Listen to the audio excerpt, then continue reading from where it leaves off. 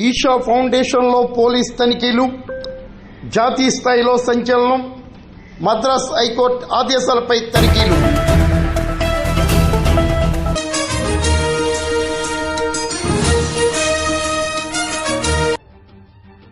ప్రపంచ ఆధ్యాత్మిక సంస్థగా ప్రసిద్ధి చెందిన తమిళనాడులోని కోయంబత్తూర్ ఈషా ఫౌండేషన్లో పోలీసులు భారీ తనిఖీలు చేపట్టారు.